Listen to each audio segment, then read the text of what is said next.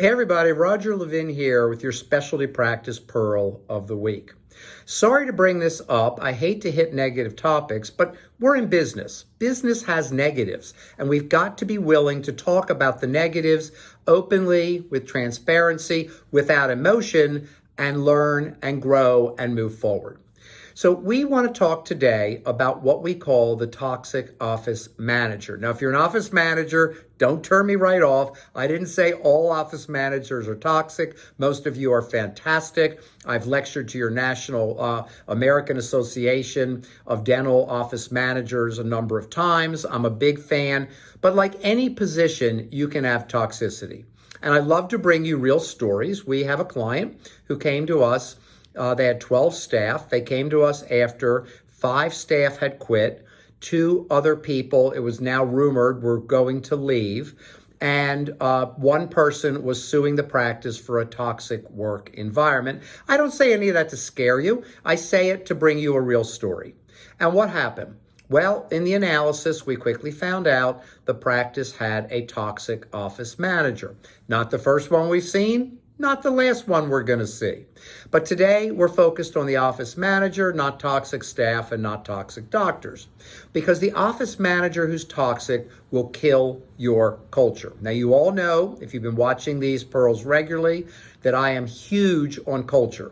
The first step of leadership, culture. The first step of success, culture. The first step of performance, culture. If you have a great culture, you have a great practice, you have a great team, you have great team longevity. You solve so many problems and make dentistry so much fun in a great culture.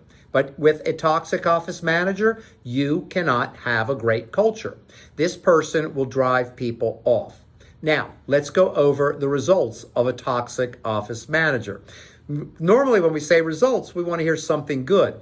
Let's go over results of a toxic office manager. Number 1, people will quit. Number 2, the people who stay will be unhappy, miserable, gossiping, complaining.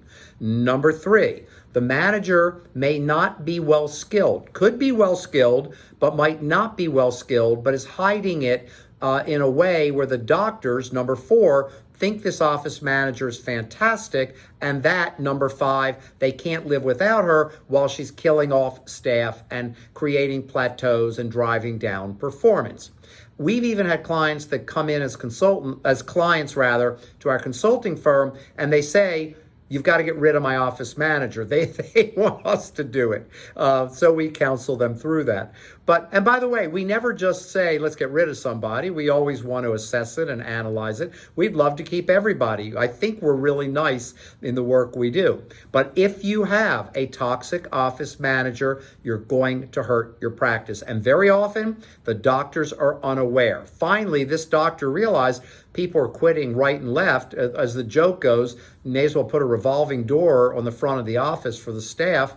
And a couple of people had come and quit within 3 months. A toxic office manager kills culture. It's that simple. Now, can you turn this person around? I really hate to say this. And with me, everybody gets a first and second chance. But very often it's a personality issue. It's not somebody who was great, had a problem. They got a problem. We're there to help them. But it's somebody who's just toxic.